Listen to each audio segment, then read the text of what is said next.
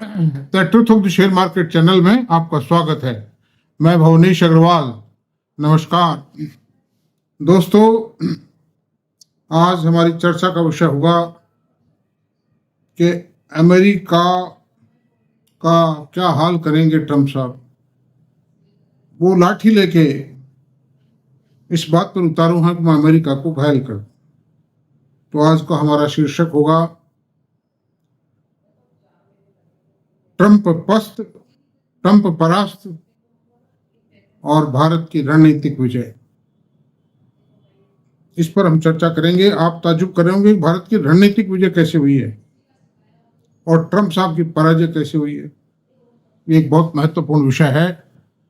थोड़ा धुंधलापन है इसमें, बारिश के मौसम के कारण थोड़ा मॉइस्चर की प्रॉब्लम है मोबाइल पर, तो कोई बात नहीं, थोड़ा अफोर्ड कर लें आप। तो सवाल ये उठता है कि अमेरिका ने अंततोगत्वा 25% की टैरिफ लगा दिए। उसके बारे में प्रोस एंड कॉन्स और कितना क्या देश है, क्या कॉस्ट आएगी, क्या घट सकता है, कितना एक्सपोर्ट घट सकता है, कितना बढ़ सकता है, ये सारी बातें टीवी पर, मोबाइल में, अखबारों में खूब सुन ली है। मैं उन बातों को कोई बहुत ज़्यादा रिपीट नहीं करना चाहता। मैं सबसे पहले बात बताऊंगा आपको, पूरे विश्व में जो भारत एक्सपोर्ट करता है वो 824 बिलियन डॉलर है। वो उसकी कीमत है 824 बिलियन डॉलर का माल भारत पूरे विश्व के देशों को निर्यात करता है। अमेरिका को कितना करता है?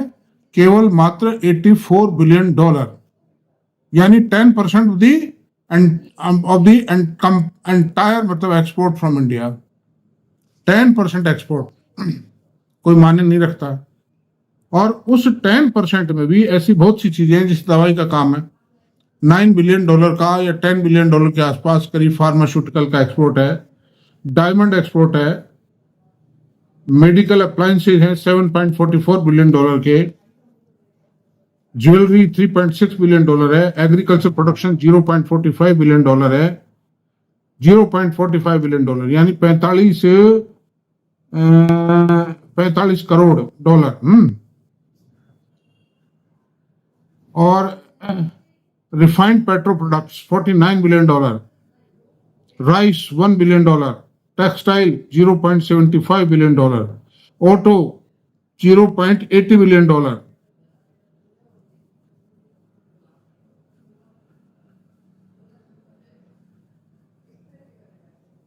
तो इस तरह से मशीनरी 0.55, और एक प्रोडक्ट और है मशीनरी तो 0.55 बिलियन डॉलर है, और फार्मा 9 बिलियन डॉलर है, और श्रेयांस पेट्रो ये 0.60 बिलियन डॉलर है। तो इन ऑल जो ये टोटल है, इसमें डायमंड एक्सपोर्ट नहीं होगा, कोई बात नहीं, हम दूसरे देशों को कर देंगे। यह डायमंड एक ऐसी चीज है कि इतना महंगा आइटम है कि जो 20-25% का, जो एक्सपोर्टर्स को भी मार्जिन काफी है, थोड़ा बहुत घटा देंगे ये भी, और जो लेने वाले हैं वो भी थोड़ी बढ़ जाएंगे, चूंकि उनको कोई पैसे की परवाह नहीं, उनको जगह की तलाश है, पैसा कहाँ खर्च करें, तो इससे कोई फर्क नहीं पड़ेगा।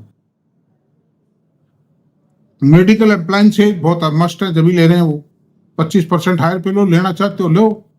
वैसे तो मेरे ख्याल इस पर वो बढ़ा हुआ टैरिफ लागू ही नहीं होगा, because it is a medical subject.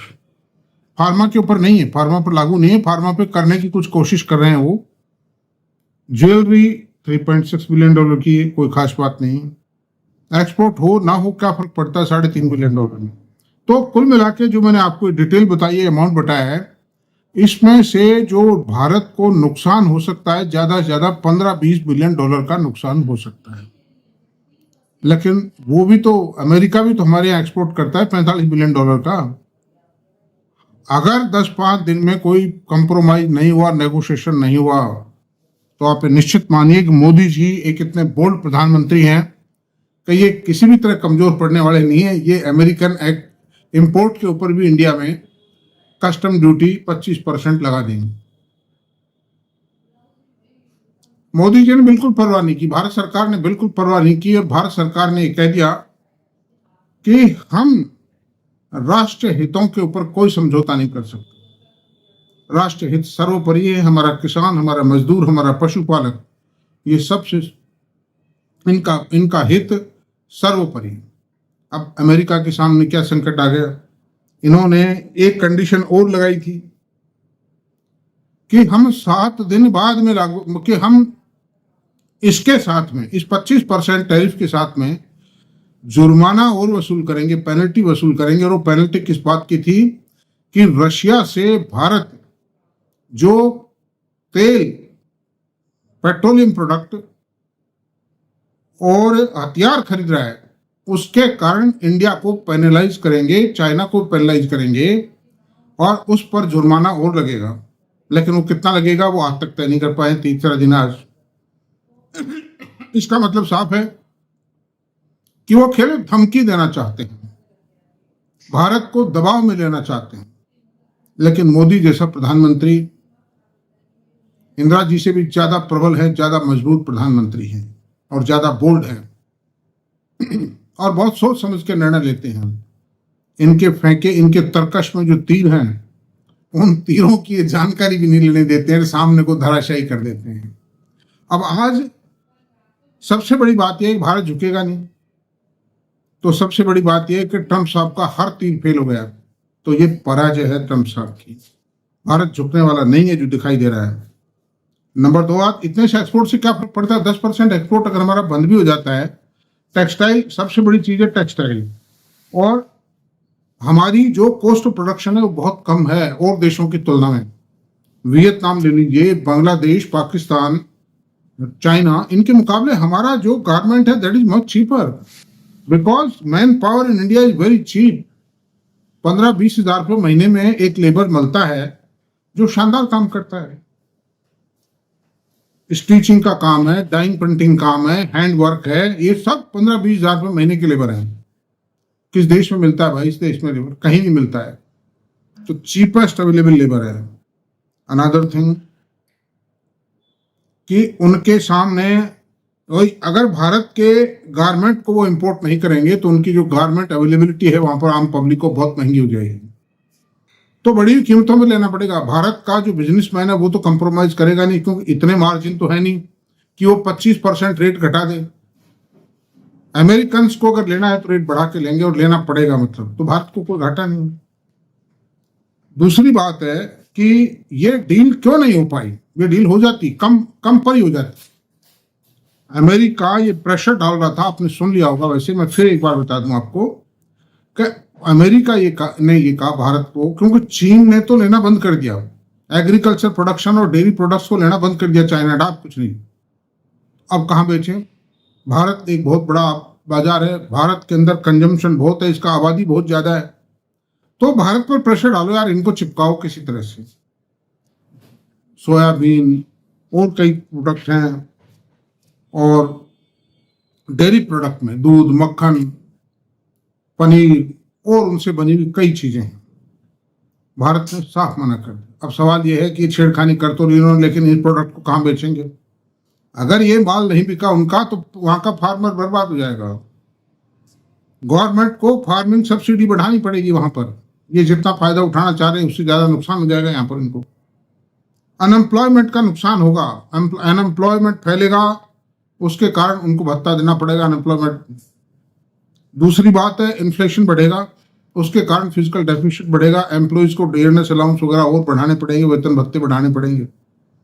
तो अमेरिका जो ये कहता है साहब हम हमारे फिजिकल डेफिसिट को कंट्रोल कर लेंगे ये इंपोर्ट टैरिफ लगा करके, और हम हमारे देश के अंदर एक ऐसी अमेरिका फर्स्ट और अमेरिकन फर्स्ट की बात करेंगे। अरे माल ही नहीं, तुम्हारे पास में फैक्ट्री नहीं बढ़ाने के लिए, कहां से बढ़ाओगे? माल लेना पड़ेगा तुमको। चाइना ने सीधा कर दिया अमेरिका को, क्यों सीधा कर दिया? बोला ही नहीं चाइना, तो लगा ही दिया। तो ये 125% लगाते थे, वो 250% लगा देता था। तो हालत खराब है। जितने देशों से समझौते हुए हैं ये अनविलिंगली हुए हैं, अंडर प्रेशर हुए हैं हम तक, और दबाव में जो कुछ चीज पार होती है उसमें कोई उपलब्धि नहीं होती है, दोनों को उपलब्धि नहीं होती है। भारत को हल्का फुल्का नुकसान होगा, इतना सा जो यूके से समझौता हुआ है या यूरोपियन कंट्रीज हैं, गल्फ कंट्रीज में, उतना सा माल वहां बेच देगा, क्या फर्क पड़ता है? कोशिश करके 2-4% कम में बिक जाएगा माल, इससे क्या फर्क पड़ता है? इतना से एडजस्टमेंट 2-4% का तो चल जाएगा, अफोर्ड कर लेगा इंडियन मैन्युफैक्चरर। तो भारत का कुछ नहीं बिगाड़ पाए। India did not take cognizance of his action, और भारत सरकार ने कह दिया कि हम कैलकुलेशन कर रहे हैं, बाकी राष्ट्रीय हितों के साथ हम कोई समझौता नहीं करेंगे। तो ये ट्रंप साहब की हार है, भारत पर जो दबाव डालने में असफल सिद्ध हुए। और 2-4 दिन में अगर करें तो कर लें, फिर भारत सख्त हो जाएगा कि हम 10% से ऊपर टैरिफ नहीं लगाने देंगे आपको। और एग्रीकल्चर और डेयरी प्रोडक्ट तो लेने का सवाल ही पैदा नहीं होता है, किसी भी कीमत पर नहीं सवाल होता है। तो ये इनकी हार है। और अमेरिका की हालत बिगड़ती जा रही है, अमेरिका का एक्सपोर्ट घटेगा। ऑटोमोबाइल मशीनरी है, ऑटो एंसिलरीज हैं, ऑटोमोबाइल प्रोडक्ट हैं, जैसे कारें हैं अमेरिका की, ट्रक्स हैं, बसेस हैं, और भी कई तरह के ऑटोमोबाइल प्रोडक्ट हैं। उनको नोबडी विल टेक, दुनिया में कोई भी नहीं ले पाएगा, कोई एक्सपोर्ट नहीं कर पाएंगे। कारण क्या? उनकी कॉस्ट ऑफ प्रोडक्शन बढ़ गई है। अमेरिका में ना तो ऑटो एंसिलरीज बनती हैं, ना कार बनाने की इतनी पर्याप्त फैक्ट्रियां हैं। तो जो थोड़ा बहुत एक्सपोर्ट ये करते थे वो बंद हो जाएगा, मतलब तो लूजर रहेगा ना। कस्टम ड्यूटी घटेगी, एक्सपोर्ट ड्यूटी घटेगी, और जो टैक्सेज आते थे वहां पर जीएसटी वगैरह की, सेल टैक्स के एक्साइज की शेप में, वो घटेंगे। इन सब का परिणाम क्या होगा कि mister Trump and America both will remain big loser. ये जो टैरिफ, अरे मैं कहता हूं कोई भी आदमी दुनिया में कब कहेगा कि साहब मैं तो महंगा खरीदूंगा, ये किसका क्या ले रहे हैं भाई? ऐसा तो है नहीं। अगर 100 देश हैं उसमें से 50 के ऊपर इन्होंने ड्यूटी कम लगाई हो, और 50 पर ज्यादा लगाई हो, या 50 पे लगाई ही नहीं हो, 50 पे लगा दी हो खाली, इन्होंने तो सब पे लगाई है। तो ये तो माल तो महंगा ही मिलेगा। क्या होगा इसका? ऐसा कौन सा आदमी है दुनिया में, कोई बुद्धिमान आदमी तो ये काम करेगा नहीं। या अगर इनको अमेरिकन फर्स्ट की बात करनी थी तो पहले प्रोडक्शन करते हैं इन चीजों का, वो संभव नहीं है। वहां पर प्रोजेक्ट की कॉस्ट बहुत ज्यादा आती है। दूसरी बात है, मैन पावर बहुत महंगी है। खाली एक ब्याज भी सस्ता है, और ब्याज भी अब तो इंडिया के बराबर ही है, कोई ज्यादा फर्क नहीं, 1-8% का फर्क है। क्योंकि वहां पर जो पॉलिसी रेट्स है, रेपो रिवर्स रेपो रेट है, वो भी 4.25-4.5 है। उस पर 1.5-2% बैंक भी अपना जोड़ेंगे। जो लैंडिंग रेट है 6% हो गई, इंडिया में 7-8% है। क्या फर्क है बताइए? कोई फर्क नहीं। तो ये पॉसिबल नहीं। इन्होंने जापान से समझौता किया है, और यूरोपियन कम्युनिटी से, यूरोपियन यूनियन से समझौता किया है कि वो 600-700 करोड़ बिलियन डॉलर का इन्वेस्टमेंट अमेरिका में करेंगे। भाई ये जो इन्वेस्टमेंट है, इनसे जो फैक्ट्रियां लगानी है वहां पर, ये तो आजकल में तो लग नहीं सकती। कोई हफ्ते 10 दिन में, महीने 2 महीने में लग नहीं सकती, साल 6 महीने में नहीं लग सकती। इतने बड़े पैसे से प्लांट लगाने में दुनिया भर की तो मैन पावर चाहिए, दुनिया भर के इक्विपमेंट चाहिए, दुनिया भर का रॉ मटेरियल चाहिए। ये कैसे लग पाएगा? जब तक क्या करेगा अमेरिका? सन 1929 में केवल मात्र 6% एक्सपोर्ट ड्यूटी बढ़ाई थी अमेरिका ने, नहीं इंपोर्ट ड्यूटी बढ़ाई थी। उसका परिणाम ये रहा, 4 साल बाद में, 4 साल बाद तक कोई वैसा ही आ गया होगा महापुरुष, मतलब ट्रंप साहब जैसा ही। तो अमेरिका को भुगतना पड़ा वो परिणाम, और 6% ड्यूटी के कारण उसको खत्म करना पड़ा, क्योंकि वहां का एक्सपोर्ट गिर गया। अभी भी यही होगा। अब जैसे इंडिया को 45 बिलियन डॉलर का एक्सपोर्ट करता है America, India will not accept. कहीं ना कहीं कटर बेहोत कुछ न कुछ करेगा अमेरिका, इंडिया भी, मतलब उसमें हम दूसरे से ले लेंगे। दुश्मन का दुश्मन दोस्त, चाइना से ले लेंगे हम, तो कोई बात नहीं। तू तो भुगत तो हमारे साथ जो कर रहा है। तो ये ट्रंप की हार होगी अंत में, और हार है, ये अभी भी हार है। चाइना बिल्कुल नहीं दबा। पहले एग्रीकल्चर प्रोडक्ट्स एक्सेप्ट कर रहा था अमेरिका, अब एग्रीकल्चर प्रोडक्ट्स को एक्सेप्ट नहीं कर रहा है। तो ये नुकसान हुआ ना, मतलब हजारों लोग वहां बेरोजगार हो गए। अमेरिका से जो इमिग्रेशन के ग्राउंड पर अनऑथराइज्ड रेजिडेंट बताते हैं, उनको निकाल रहे। लेबर मैन पावर की वैसे ही प्रॉब्लम आएगी। कोई ना कोई काम तो कर ही रहे थे ना। अमेरिका में मैन पावर की शॉर्टेज है, तो कोई ना कोई काम वो कर रहे थे। मतलब ऐसी सूरत में मैं नहीं समझता कि भारत को इससे कोई परेशानी नहीं होगी। इससे टोटल जीडीपी में भारत के में 0.10 या 0.15% की गिरावट आ गई। अगर ये टोटल सारा एक्सपोर्ट बंद भी हो जाता है, it's not a material quantity.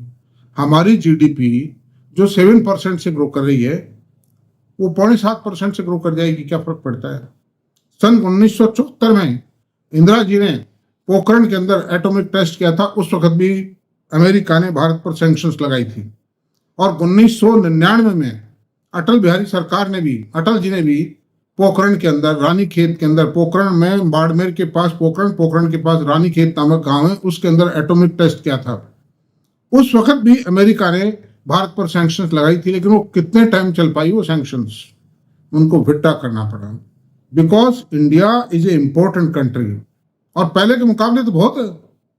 उस वक्त तो इंडिया का कंजम्पशन था ही क्या, इंडिया का कोई कंजम्पशन नहीं था। अमेरिका में भी कंजम्पशन अभी की तुलना में कम था, उनकी आवश्यकताएं भी सीमित थी, क्योंकि इतना पैसा नहीं था।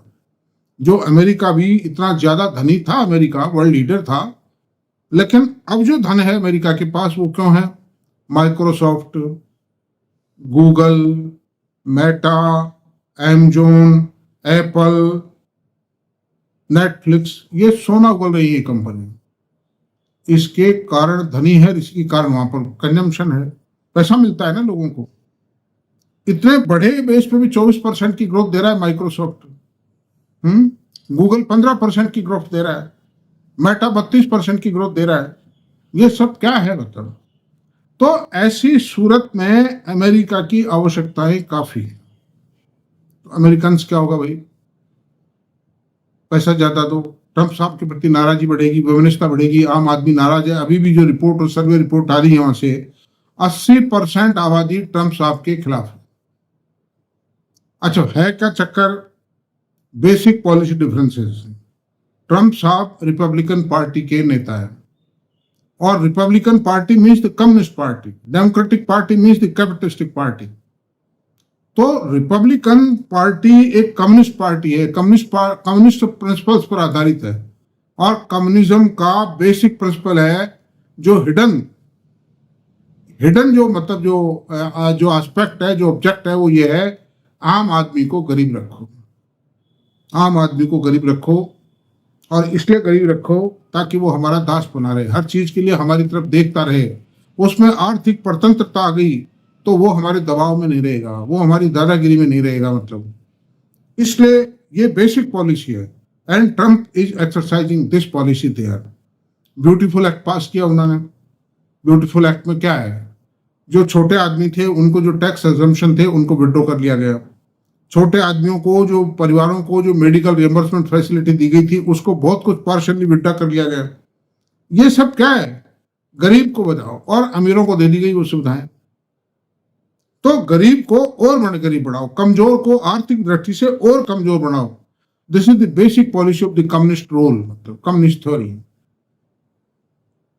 तो मैं नहीं समझता कि ये सारी बातें अमेरिका के हित में पड़ेंगी। अमेरिका की हार है ये।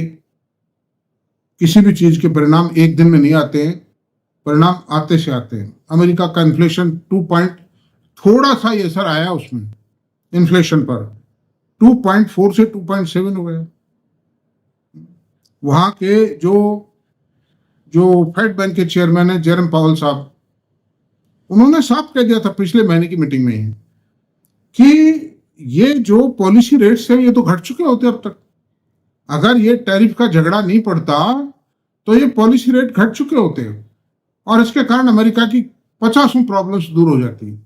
लेकिन हम इस बात का इंतजार कर रहे हैं कि बढ़ना तो शुरू हो गया पार्शली, लेकिन कितना इंपैक्ट आएगा इसके लिए अभी की मीटिंग में कहा, इसके लिए हमको और डाटा की आवश्यकता है। We need more data, more time to decide on the fact whether interest rate should be reduced or not, and when they should be issued. What can be the appropriate time to reduce the interest rate? तो दोस्तों, मेरा आपसे एक अनुरोध है कि आपको कोई चिंता की बात नहीं। हालांकि भारत के बाजार थोड़ा सुस्ती में चल रहे हैं, और थोड़ा सा विचार विमर्श तो चलता ही है। आदमी कोई भी निर्णय लेने से पहले, and particularly in the share market, जो बड़े बड़े ऑपरेटर्स हैं उन्होंने अपने कमिटमेंट ऑफ रखे हैं। कुछ एक इस क्वार्टर के जो परिणाम आए हैं वो परिणाम थोड़ा 50-50 है। 50% कंपनियों के परिणाम अच्छा है, 50% कंपनियों के परिणाम खराब आए। कल जो परिणाम आए थे, थर्मैक्स का अच्छा आया, टीवीएस मोटर का अच्छा आया, जेएसडब्ल्यू एनर्जी का अच्छा आया, और साहब जो है कि आपके आयशर मोटर का अच्छा आया है ना, महिंद्रा एंड महिंद्रा का भी अच्छा आ जाएगा रिपोर्ट रिजल्ट। तो कई कई परिणाम अच्छे आए हैं कल, ऐसी कोई बात नहीं है। फिर सैगिलिटी का रिजल्ट अच्छा आया। तो ये बहुत रिजल्ट अच्छे आए, इनकी सबकी लिस्ट पढ़ाना संभव नहीं है, it needs a lot of time. तो सबसे बड़ी बात यह है कि कोई चिंता की बात नहीं है, और आप लोग कोई घबरा के माल को बेच ना दें। अच्छे जो शेयर अच्छे मैनेजमेंट के हैं, अच्छे प्रोडक्ट के हैं, अच्छी क्वालिटी के जो शेयर है उनको बेचे नहीं, मतलब घबरा करके। बुरे बुरे टाइम आते रहते हैं, कोई खास बात नहीं है। 1-2 क्वार्टर ना सी, 3 क्वार्टर ना सी, साल भर ना सी, क्या फर्क पड़ता है, वो कसर निकाल देगा आगे। अगर कोई शेयर 1 साल नहीं चलता और अच्छा शेयर है और किसी कारण से वो रुक गया है, दूसरे साल में कसर निकाल देगा। म्यूचुअल फंड भी यही करते हैं। 1 साल मान लो रिटर्न नहीं दे पाए, एनएवी में बढ़त नहीं आई, दूसरे साल 12% की जगह 24% बढ़ जाता है। ऐसा ही होता है शेयर बाजार में। शेयर बाजार ब्याज की तरह रेगुलर नहीं चलता है। तो दोस्तों, इतनी डिस्कशंस काफी हैं। मेरा जो आज के वीडियो का उद्देश्य था, ये आपके कई भ्रमों को दूर करना है, और कोई घबराहट की बात नहीं है, आराम से रहिए। मतलब मेरे पास भी शेयर है, मेरे पास बहुत भारी मात्रा में है। मतलब I am having a lot of investment in the share market, but I have no worry at all, nothing to worry. मैंने मेरे बेटे से भी कहा नथिंग टू वरी। तो ऐसा कुछ नहीं। Thank you very much. अगर आपको वीडियो पसंद आया हो तो प्लीज इसको सब्सक्राइब कर दें। Thank you very much.